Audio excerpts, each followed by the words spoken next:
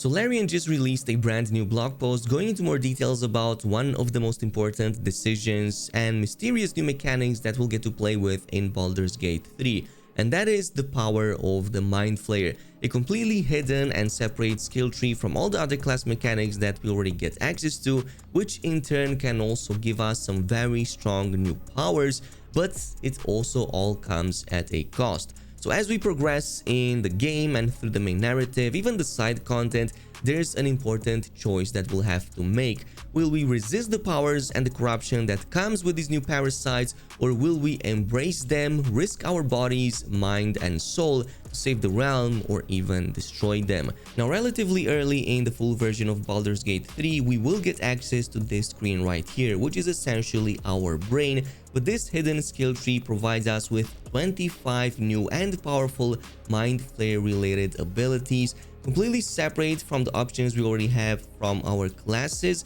but not in the sense that they are completely disjointed from them. In fact, you will see that many of these will augment or even enhance some of our existing class mechanics. Now, the cool thing about this is that every single class and character has their own version of the skill tree. So it's not just your main character that you created that has this, but also the remaining party members, which you can also invest points into as you progress and unlock cool new abilities. Now, the way this works in regards to unlocking is that you will need to find these parasites, exactly like the one in your skull. Other, well, citizens and other characters out there will also be infected, and you can get these from their skulls. You can probably see where I'm going with this one. But outside of that, they can also be located inside the jars and pools of brine when you encounter them. So there are many ways to get these, and there are tons of them, since you can obviously invest not just 25 into your own character, but 25 into each of your other team members. As you insert these parasites into these nodes that you're seeing on the brain, this unlocks that specific ability, but also further provides access, kind of like unlocking the fog around the outskirts of the brain, so that you can eventually access the other abilities on the edges of the brain.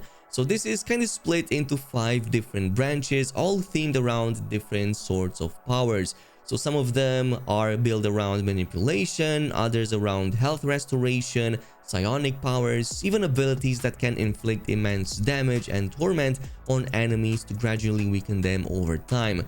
Other abilities can even be used to control those around you, pushing them to say things in dialogues that they would otherwise not, and others endow you with the power to push and pull enemies like ragdolls in battles.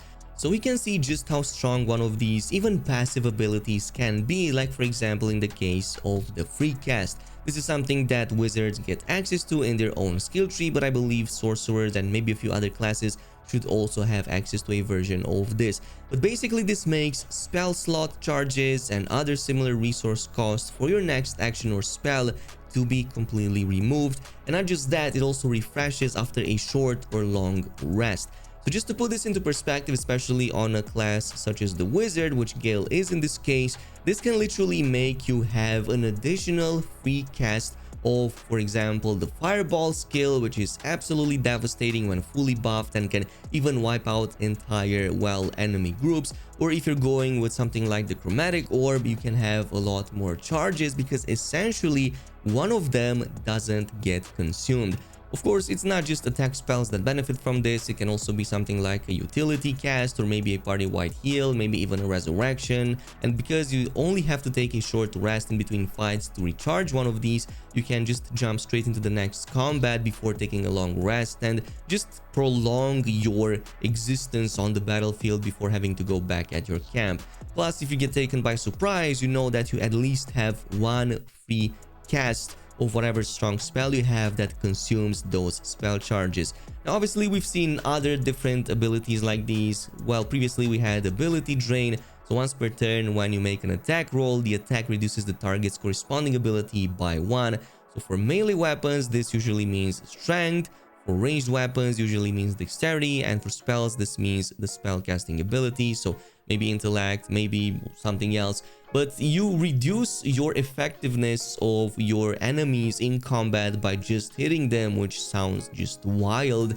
especially if you have a frontliner melee. It just goes in, attacks those enemies, it reduces those respective stats, and they become a lot less efficient in combat. You also get access to a cool new transformation called the Displacer Beast, which is kind of like this large feline, sort of like panther with 6 legs, as well as a couple of tentacles on its back. But just like what the name implies, this comes with the Displacer ability. Essentially, this creature can bend light to its will to make itself appear smaller or larger than it already is, or make itself appear in different locations than it is in, so that it can avoid detection, go in stealthy, or just avoid magical or ranged attacks. And not just that, it is immune to certain magical effects and even to poison, and it can use its tentacles to deal high melee damage. However, it's not going to help you a lot if you fight against something like a divination wizard, which can use true sight to see through these illusions and find the Displacer Beast's true position.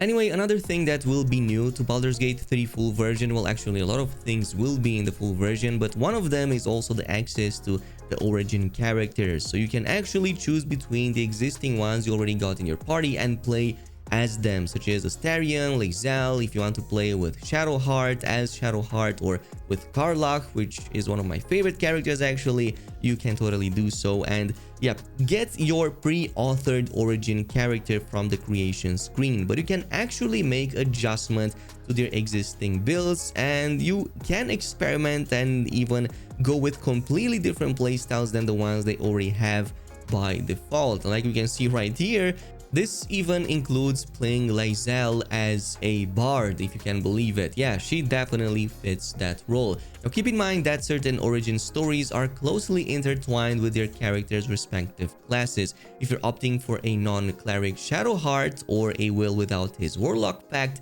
this will undoubtedly influence your roleplay options in dialogues and the overall narrative for these characters, but their stories will instead be yours to create, which I think it sounds really awesome. If you want to take these characters in a completely different route, sort of a what if, you totally have the possibility of doing so. Anyway, on launch day we have some bunch of other news right here. Obviously, if you've seen this map, you kind of know at which times the game releases in each region.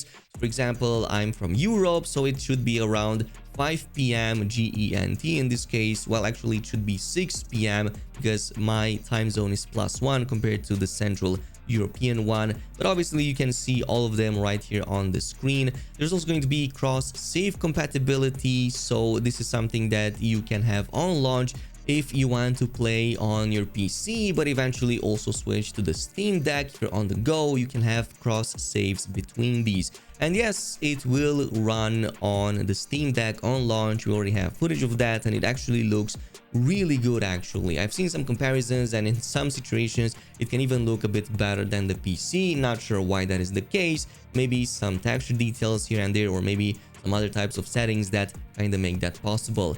Plus, there's also going to be the Twitch drop campaign, which starts at 9 a.m. PDT or 4 p.m. UTC on August 3rd, and it will last 2 weeks up until August 17 at the same hours. They look something like this. Of course, a bit too purple for my taste, but I'm going to get them nonetheless because, I mean, why not? They are absolutely free. You can also support your favorite Twitch streamer while doing it. But this is pretty much it with the news. Let me know down below what you think about all of this, and I'll see you guys in the next video. Also, there's gonna be a slight kind of downturn on the videos until August 3rd, when I will drop with a lot more content once the game comes out. So see you then.